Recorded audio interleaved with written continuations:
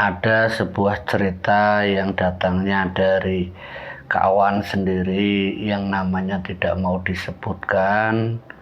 Dia mempunyai pengalaman dalam hidupnya yang lumayan ruwet soal urusan perdukunan, dan dia berharap dari dukun ini bisa memberikan manfaat lebih, dalam arti si narasumber ini ingin harapannya mendapatkan orang yang dituju itu berhasil. Nah, kisah ini tidak bisa saya ceritakan maksudnya tidak bisa sebutkan, maksudnya tidak bisa saya sebutkan siapa namanya. Nah, sebut saja namanya Azam dan Vina.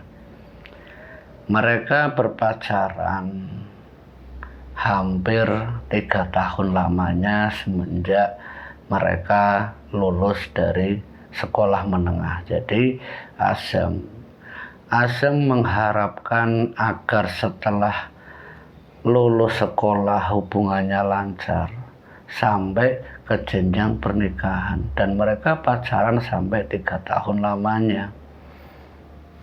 3 tahun perjalanan lika-likunya dihadapi oleh Azam dan Vina. Azam sering berkunjung ke tempat Vina, dan keluarganya Vina pun menerima Azam dengan sebaik-baiknya. Tapi tidak seperti yang diharapkan Azam. Di balik kebaikan orang tuanya, itu sebenarnya hanya sebatas layaknya seorang tamu atau teman dari seorang anak. Yang tidak diinginkan Azam terjadi di antara hubungan mereka. Tanpa sepengetahuan Azam dan tanpa sepengetahuan Vina ternyata sudah dijodohkan oleh orang tuanya. Nah, waktu mendengar kabar kalau Vina dijodohkan oleh orang tuanya, Vina sendiri menceritakan, saya pun tidak tahu orang tua saya ternyata menjodohkan saya dengan pilihannya. Saya sebagai anak bingung, kata Vina ngomong sama Azam. Kalau saya tidak nurut orang tua, saya dibilang anak durhaka. Kalau saya tidak nurut sementara saya harus dengan Azam, kita tidak ada restu dan tidak ada ridho dari orang tua. Mau dikemanakan hubungan kita? Mau dibawa kemana keluarga kita? Azam waktu mendengar penjelasan dari Vina, Azam tidak terima. Maksudnya apa? Terus arti hubungan kita selama bertahun-tahun itu artinya apa? Apakah hanya karena dijodohkan terus kamu tidak mau lagi dengan saya? Kata Azam ngomong sama Vina. Vina ngomong sembari menundukkan kepala dengan meneteskan air mata. Dia bingung, ingin mengungkapkan perasaannya. Jujur, saya mencintai, mengharapkan kalau kamu, Azam, itu menjadi pendamping hidup. Tapi pada kenyataan yang harus saya hadapi, saya harus menerima pinangan orang lain yang harapan dari orang tua. Itu tidak bisa saya menolaknya. Walaupun secara pikiran, secara jiwa saya belum bisa menerima dengan perjodohan ini. Azam mendengar penjelasan Vina, Azam mempunyai ide yang lain. Bagaimana kalau kita kabur? Vina menjawab, kalau saya kabur, saya sudah bilang saya tidak mau menjadi anak yang durhaka. Saya ingin berbakti kepada orang tua. Saya ingin mengabdikan hidupku sebagai anak yang bisa menghargai dan menghormati, juga berbakti sampai akhir hayat orang tua saya. Jadi mohon maaf, hubungan kita tidak bisa dilanjutkan. Mungkin ini kali terakhir saya dan kamu bertemu. Mohon maaf. Sembari meneteskan air mata, Azam tidak terima.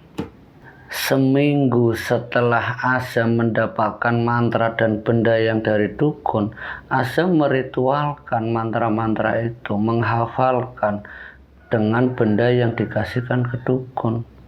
Setelah diritualkan seminggu itu, Azam datang lagi ke rumah orang tuanya Vina.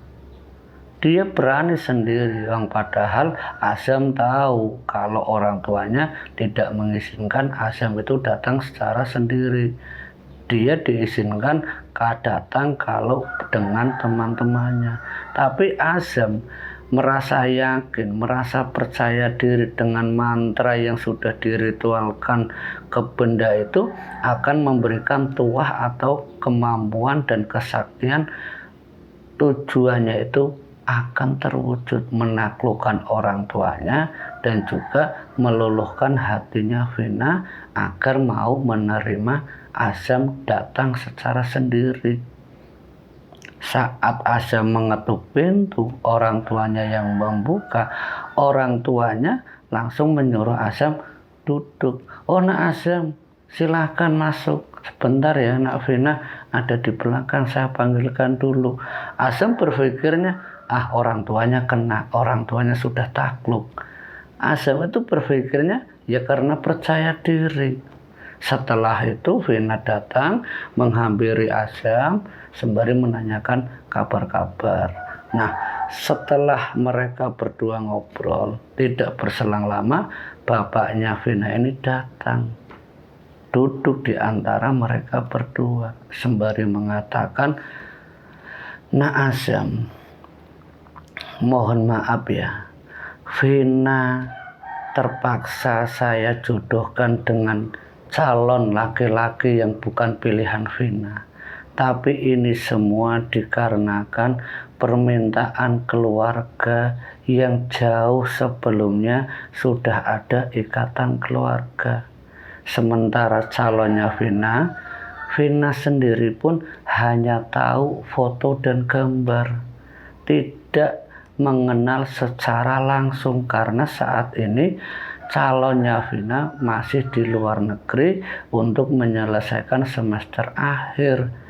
Nanti sepulangnya dari luar negeri dia menyelesaikan kuliah, setelahnya dia akan melangsungkan hajat, yaitu apa? Menikahkan calon laki-laki dengan Vina. Nah, Azam menanyakan, kira-kira kapan, Pak? Pura-pura tidak tahu Azam itu, walaupun secara hati bergemuruh. Ya kurang lebih setengah tahun lagi, kata bapaknya. Azam ini pura-pura menerima, walaupun secara perasaan itu Azam itu enak banget. Nah, Azam membaca mantra di dalam hatinya sembari menggosok-gosokkan benda yang ada di kantong celananya. Nah, orang tuanya seakan-akan mereda, yang membuat Azam ini semakin percaya diri lagi. Nah, Azam, sebenarnya saya juga tidak enak sama Nak Azam. Kalau memang jodoh, tidak akan kemana. Jadi Nak Azam boleh datang ke sini. Tapi mohon maaf, datanglah sebulan sekali. Paling cepat 3 minggu, jangan terlalu sering. Itu kalau Nak Azam tidak keberatan. Nah, Azam merasakan kalau orang tuanya sudah kena terhadap pelet yang dia gunakan. Semakin percaya diri lagi Nak Azam. Nah, Azam ini ngomong sama bapaknya, Pak, saya mohon maaf, bukan saya ikut campur soal Vina sama calon mempelainya Vina, tapi Vina juga sebenarnya mengharapkan ke hubungan yang lebih lanjut dengan saya, kata Azam dengan percaya dirinya. Tapi kalau memang niatnya bapak itu lebih baik, ya itu terserah. Tapi yang paling penting, Pak, mohon maaf, Vina gimana dalam melanjutkan hubungan dengan orang yang tidak dikenalnya, orang yang tidak dijalani atau menjalani hubungan yang tanpa dikenal satu dengan yang lain. Orang tuanya bengong sebentar sembari memikirkan kata-kata Azam. Vina pun memberikan masukan ke orang tuanya sendiri dan juga didengar oleh Azam. Pak, benar kata Mas Azam, kalau saya menikahi dengan orang yang tidak saya kenal, apakah Bapak tega melihat saya harus menjalani hubungan keluarga tanpa mengenal satu dengan yang lain? Apakah Bapak tidak mengenal, apakah Bapak tidak mengerti perasaan anak Bapak? Didengarkan oleh orang tua dan Azam. Azam semakin yakin lagi waktu itu. Nih, Vina sudah terkena pelet saya.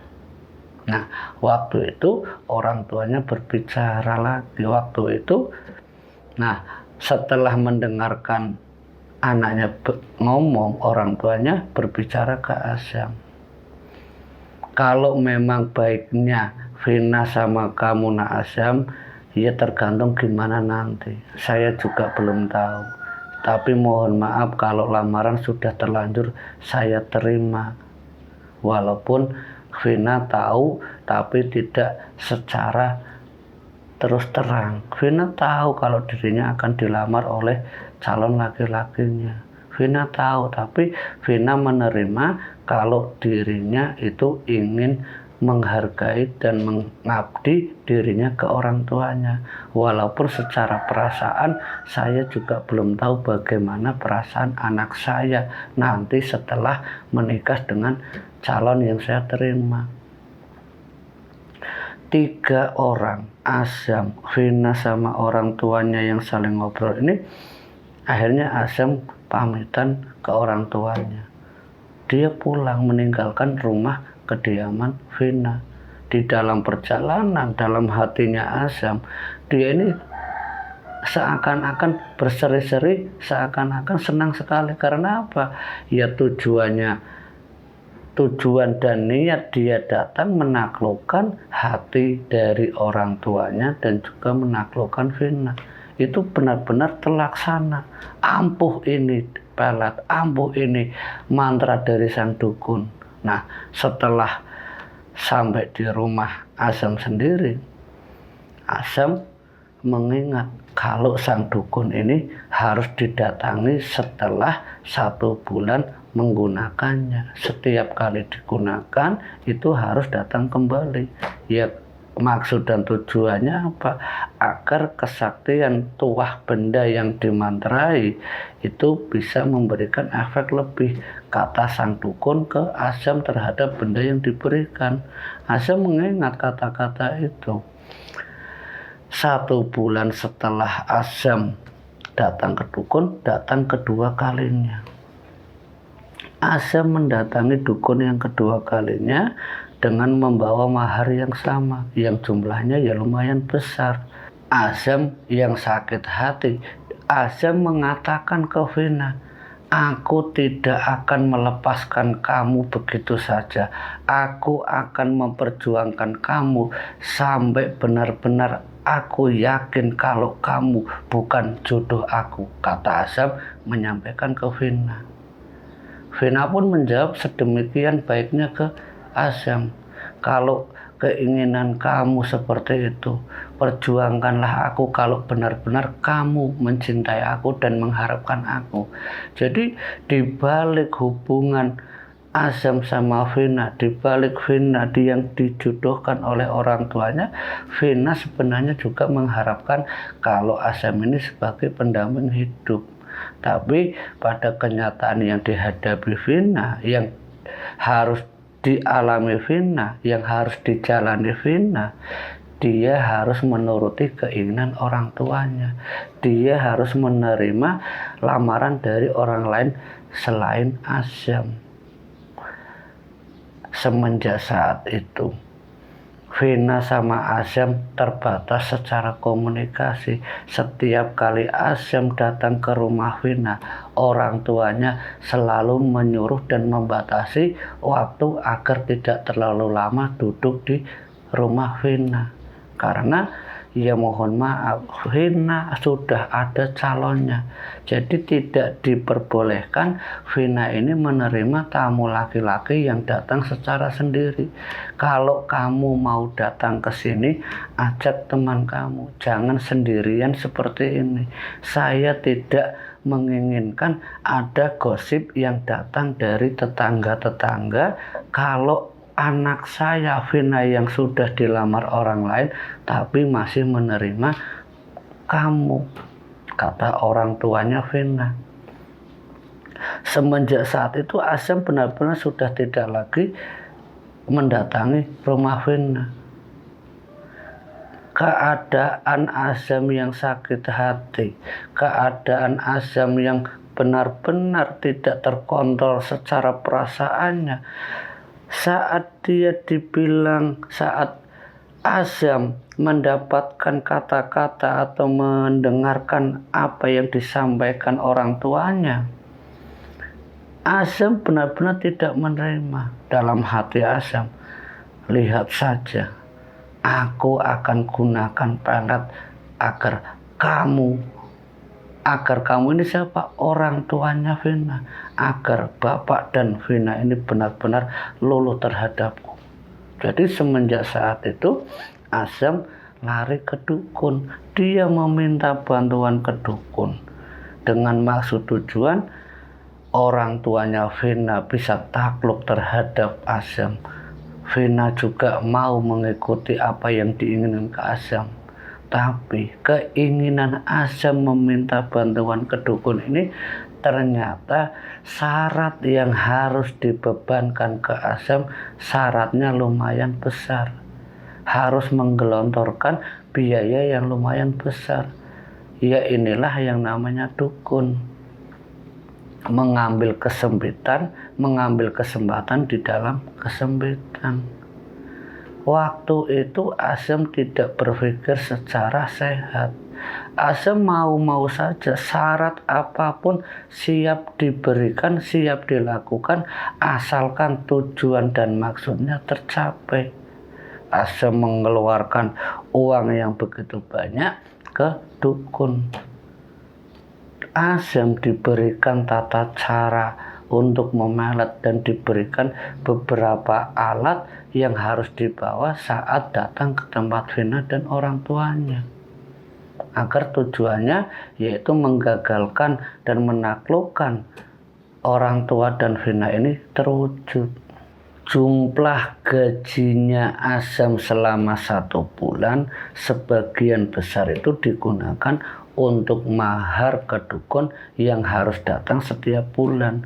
Jadi hampir selama 5 bulan Asam itu datang ke dukun dengan gajinya dia itu yang diserahkan sebagian besarnya ke dukun. Dia merasakan dampak dari uang yang diberikan ke dukun ini. Kehidupan Asam ini ya seakan hidupnya seadanya, bahkan dibilang kurang ya kurang. Banyak hutang piutang dari warung-warung terdekat untuk mencukupi kebutuhan Asam. Karena waktu itu Asam memang hidupnya masih ngontrak, tidak dengan orang tuanya karena dia tinggal di salah satu kota. Nah, cerita itu berlanjut. Setelah 5 kali Asam datang ke dukun dengan hidup yang seadanya, dengan hidup yang kekurangan, dia hal yang tidak disangka-sangka Asam, undangan dari Vina, undangan dari orang tuanya yang bertuliskan nama Vina dan calon laki-lakinya itu benar-benar Asam itu merasa terpukul. Merasakan bagaimana perjuangan selama 5 bulan yang dia setiap bulan datang sekali ke rumahnya seakan-akan itu tiada guna. Dia mulai bingung, kenapa ini bisa terjadi? Padahal orang tuanya menerima dengan baik, Vina menerima dengan baik, tapi di balik kebaikan mereka ternyata semua itu bohong. Jadi Asam itu semakin marah terhadap perilaku orang tuanya Vina karena hanya pura-pura. Apakah pengaruh dari mantra itu tidak sampai ke arah pernikahan? Apakah hanya untuk menaklukkan saja? Nah, Azam ini apa? Lari ke dukun lagi. Dia meminta bantuan ke dukun. Dia mengatakan, pokoknya saya tidak mau tahu. Ini undangan sudah diterima saya. Kalau calon atau orang yang saya inginkan, yaitu Vina, ini akan melangsungkan pernikahan seminggu lagi. Saya minta tolong Mbah Dukun, bantu saya agar pernikahan itu gagal, tidak terjadi lagi. Sang dukun mendengarkan apa yang diinginkan Azam. Sang dukun menyanggupi. Tapi dibalik sang dukun menyanggupi permintaan Azam, dia memberikan syarat yang jauh lebih besar dan sangat memberatkan Azam. Dalam tempo waktu 7 hari, Azam harus menyerahkan mahar yang jumlahnya 5 kali lipat dari gaji Azam. Itu dari mana? Azam tidak tahu harus mencari dari mana uang itu. Yang dia punya hanya satu benda, satu barang, yaitu motor yang dia gunakan untuk bolak-balik bekerja.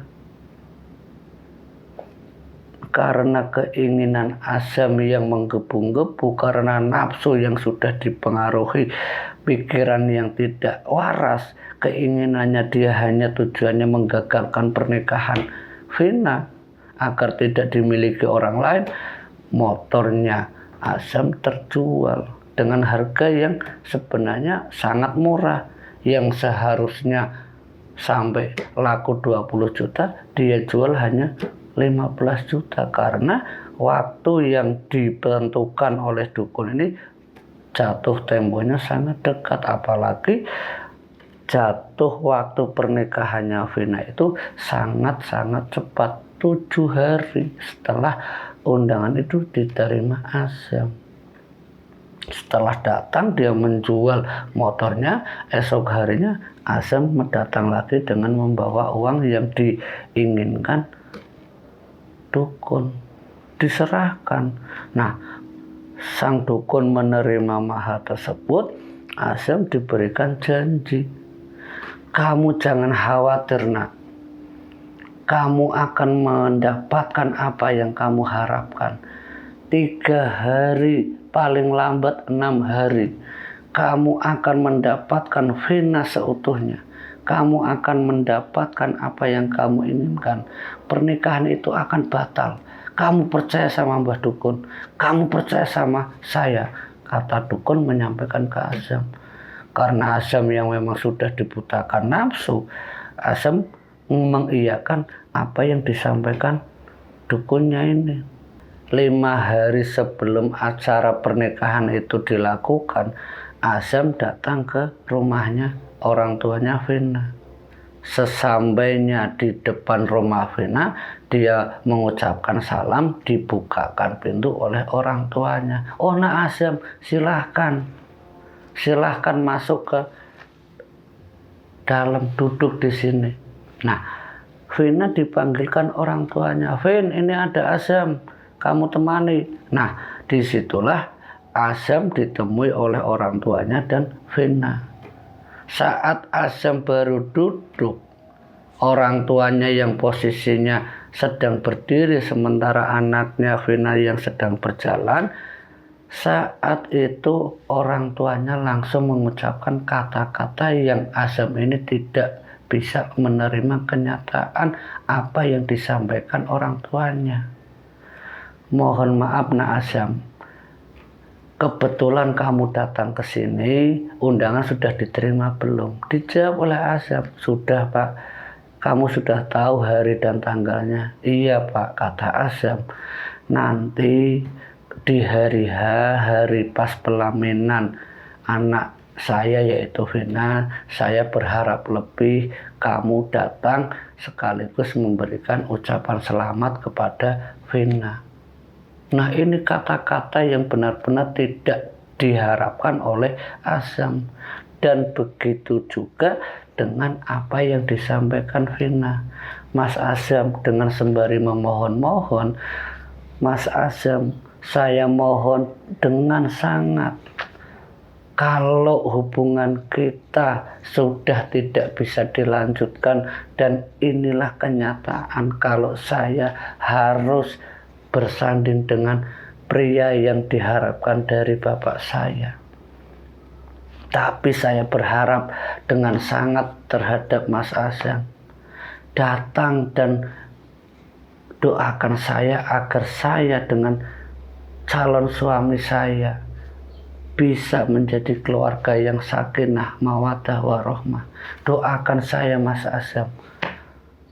Sakit hati Azam mendengar ucapan Vina dan mendengar ucapan orang tuanya. Azam waktu itu tidak bisa mengucapkan apa-apa. Yang ada, yang dilakukan Azam apa? Perasaan yang berdebar-debar, rasa sakit hati yang bergejolak, tapi sebagai manusiawi, permintaan yang tulus dari seorang wanita dan permintaan yang baik dari orang tua, Azam tidak bisa menolaknya. Seorang laki-laki yaitu Azam hanya mengiyakan sembari meneteskan air mata. Dia menangis karena apa? Tidak bisa menjadikan Vina untuk dirinya, tidak bisa menolak keinginan orang tuanya dan keinginan Vina saat nanti dia sedang melangsungkan pernikahan. Azam yang masih sedih dengan air mata yang masih menetes di pipinya, Azam mulai menyadari kalau takdir tidak ada yang tahu. Kalau takdir tidak ada yang bisa merubah oleh siapapun. Tapi Azam masih meyakini janji-janji dari dukunnya kalau acara pernikahan itu tidak akan terjadi. Tapi pada kenyataannya setelah ditunggu-tunggu hari acara yang diharapkan tidak terjadi, tapi kenyataannya Azam harus melihat secara langsung acara pernikahan mantan pacarnya Vina dan calon suaminya yang sudah bersanding di pelaminan. Azam sangat terpukul, Azam sangat sedih, tapi dengan gentlenya, dengan jiwa yang laki-lakinya, Azam memberanikan diri dengan perasaan yang sedih naik ke panggung pelaminan memberikan ucapan selamat ke Vina dan calon suaminya. Saat Azam turun dari panggung pelaminan dengan wajah yang sedih, dalam hatinya Azam dia tersadar sepenuhnya. Walaupun dengan bantuan dukun, walaupun dengan ritual yang dia lakukan, tapi kenyataannya kuasa Sang Pencipta tidak bisa ditandingi oleh ritual dan kekuatan dukun. Takdir tidak bisa merubah takdirnya sendiri dan juga takdirnya Vina dengan suaminya. Mulai saat itulah Azam akhirnya mengikhlaskan Vina bersanding dengan jodohnya sendiri, dan Azam sekarang sudah berkeluarga dan mempunyai 2 anak. Cerita lama ini diungkap dan diceritakan dan dibagikan di channel Sunyi Sepi ini agar para pendengar Sobat Sunyi Sepi tidak pernah sekali-kali melakukan bantuan lewat perdukunan, karena yang terbaik untuk melakukan dan meminta pertolongan adalah Sang Maha Pencipta, Sang Maha Penolong, yaitu Sang Maha Kuasa Allah Subhanahu wa Ta'ala. Terima kasih, jangan lupa tekan like, komen, share dan juga subscribe-nya di channel Sunyi Sepi ini. Semoga komen dan like kalian bisa memberikan dukungan yang terbaik untuk lebih mengedepankan cerita-cerita yang terbaik dari cerita yang akan disampaikan di channel Sunyi Sepi ini. Akhir kata, terima kasih, sampai jumpa lagi.